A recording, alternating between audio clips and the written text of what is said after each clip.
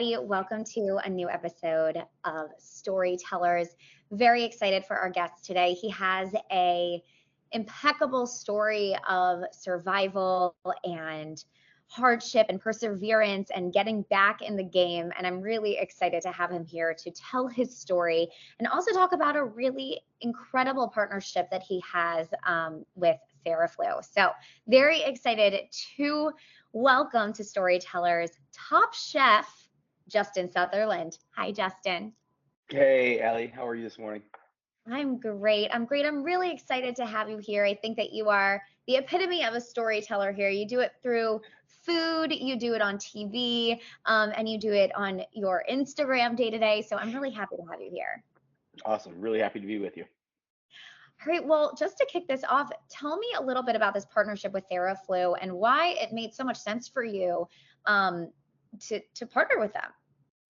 Yeah, I mean, I think twofold. I mean, I've been, working in restaurants in the service industry, most of my life, and starting off as a young line cook, generally not having health insurance, living paycheck to paycheck, and just being terrified to get sick because, then Mm, you make that decision of do I go to work, further, jeopardize myself and the people around me, or do I pay my rent and my bills and just the daily things that come up that we need to survive. So, that's always just been ingrained and something that I've been trying to change within this industry.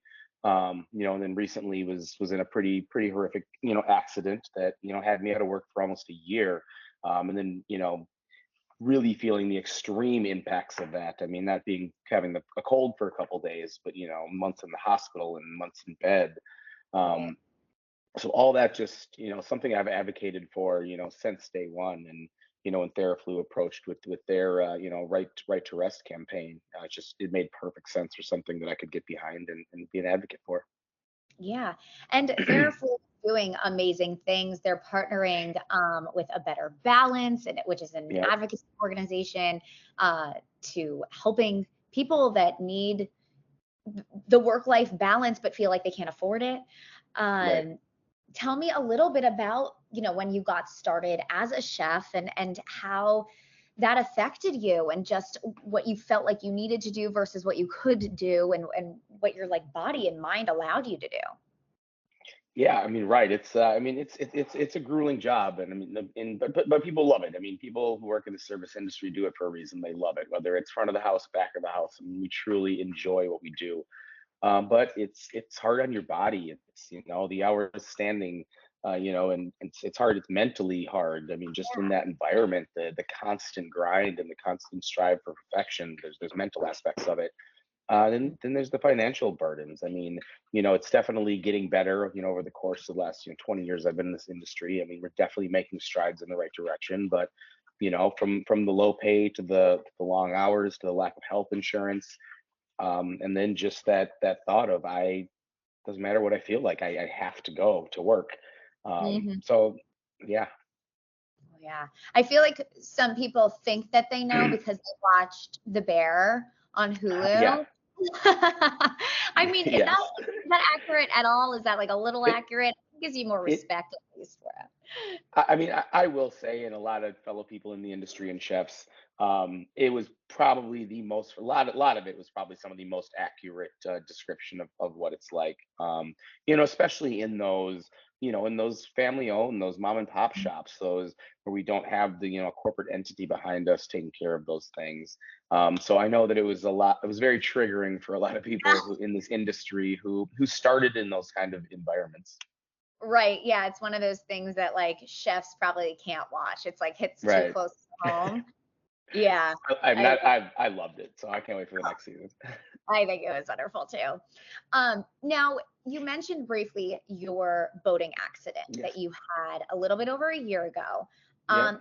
Tell me a little bit about what happened there and how your recovery has been. Yeah. I mean, it was a wild freak accident. I mean, I'm from Minnesota. Everybody's got a lake in their backyard and a boat. It's something you're doing your whole life, but there's always that thought of. I mean, the most dangerous part of a boat is that propeller. And ended up falling out of my boat, and the boat spun around and took a propeller to the face and my arm, and was pretty wild. And honestly, to a point where they didn't know if I was going to make it. So in the ICU for 3 weeks, took 3 months in the hospital, jaw wired shut for almost 2 months, liquid diet, and then bedridden at home for months after that. So I mean, it was almost a year process. And the outpouring of support from family and the restaurant community, and just, I mean, the world, from celebrities to just people all over that just sent whatever it was, from words of support, or financial help, or whatever it was, to get me back to where I am. Extremely grateful for. And the fact that it's been only a year and a half, it's pretty crazy that I'm pretty much fully back at it. So Yeah, I had read you had said that you had lost some vision in one of your hmm eyes. Your arm was lacerated in multiple places. It kind of affected your grip, but you ended up getting full strength back. yep. What was your thought process just upon waking up? I mean, what were those first few moments like for you? I mean, the first few moments, I mean, it's wild. I mean, you don't, I was, I think, 2 or 3 days, unconscious, and I woke up, tubes and wires everywhere, jaw wired shut, my arms and ankles strapped to the bed because they didn't want me to wake up and freak out and start pulling stuff out. So, Totally. that first like 30 seconds of panic where I thought I was maybe kidnapped in a Saw movie, and I was like, where am I? But then my parents and doctors rushed in and, kind of started slowly explaining what happened. But, it was a very long process to really understand, the full dynamic of how serious this was. The fact that there was, moments they didn't know that I was going to make it, and how big this was actually going to be, and what that road to recovery would be, and what the support of everybody who reached out to help, how important that was, and how much that really meant.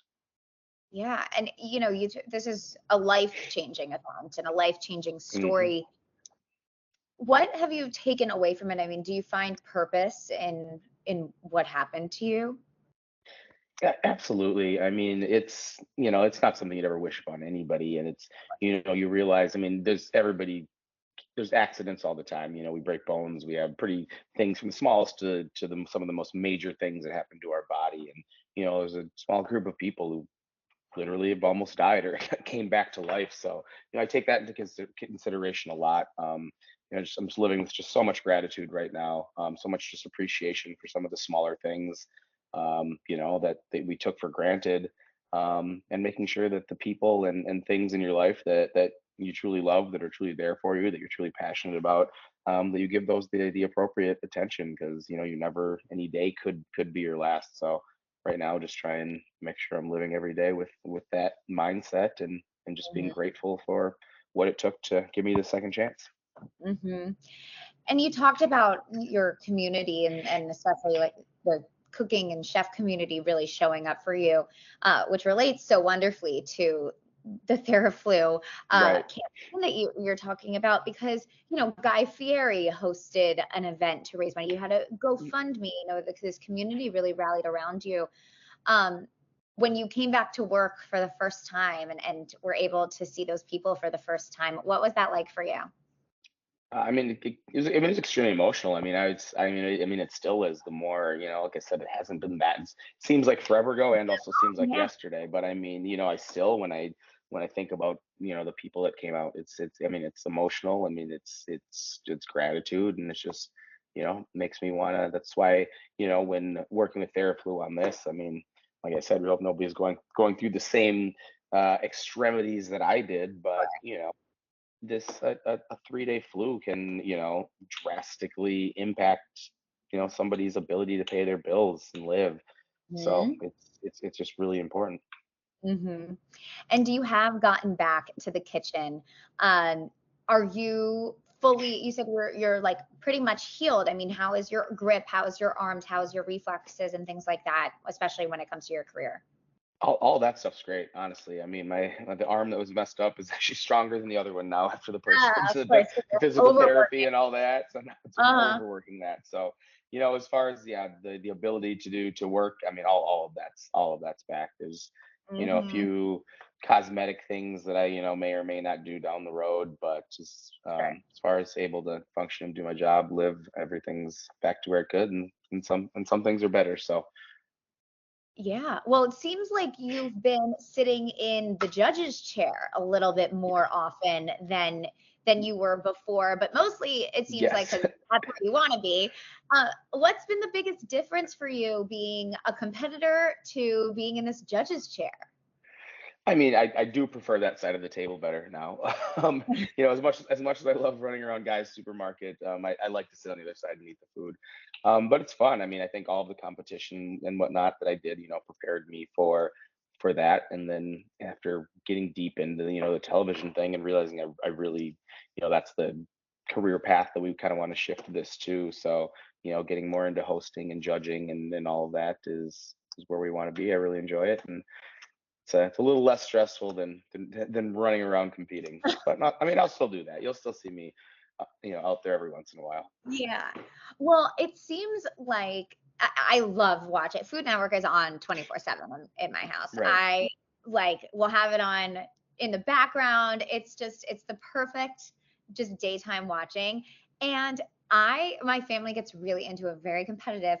And I mean, Chopped. You just judged on Chopped. How Hmm. do these people like they have these crazy ingredients that are given to them. Do Hmm. they have any idea like what's coming, or it is really just on the top of your head like I'm going to put this alligator with this rum?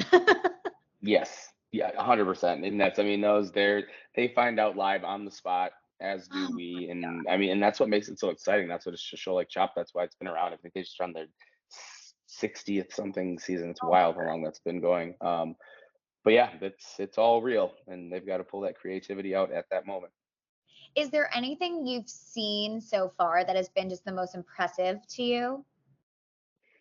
Man, that's hard to. I see so much, so many impressive things, honestly. Yeah. Man, nothing that like stands out at this very moment, but just, I mean, a lot of those. I mean, it's all impressive. I mean, because even the judges when we're sitting there, we're like, oh, we're just running through our minds, like what the Like heck what would would we I do? do? But Right. you just got to go into autopilot and just do it. I mean, even if you've never cooked with alligator heart or any of those things, I mean, you know what your style is, flavor profiles, treat it like Right. something else and just make it taste good. It seems like that's a good approach, like to treat it like, okay, a piece of steak. How would I cook a piece of steak? And then that's Right. what I'm gonna bring in here. Exactly. And you probably just have like ultimate empathy for a lot of these people because you were just in it. So it allows you to Right. really be in that mindset. Do you pull from your experience when judging? Absolutely. I mean, I'm generally the nice judge. I mean, there's always two or three up there, and I'm always the one they're like, Justin, you have to say You're, something negative. you're It Paul wasn't all as perfect. So yeah, I'm kind of the sunshine and roses guy when it comes to judging. uh-huh.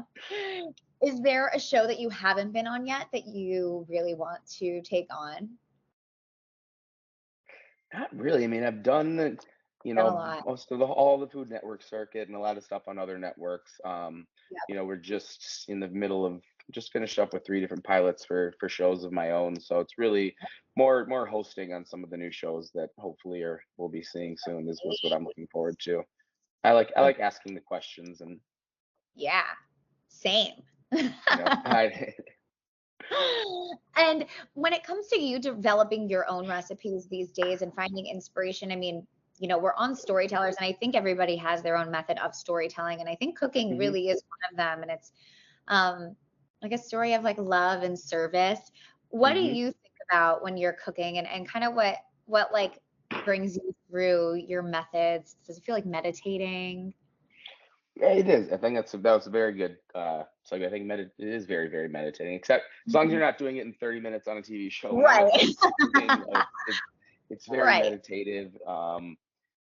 And for me, again, it's kind of it's almost like improv art. I'm not a recipe real follower. I mean, you know the flavors you like, but I like it's always trying new things, putting new things together, trying to create something. It doesn't always work out.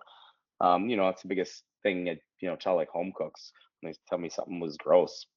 If you knew the amount of things that were gross that we try before it makes it on a restaurant in our menu, like don't let that discourage you. Just don't do that Uh-huh.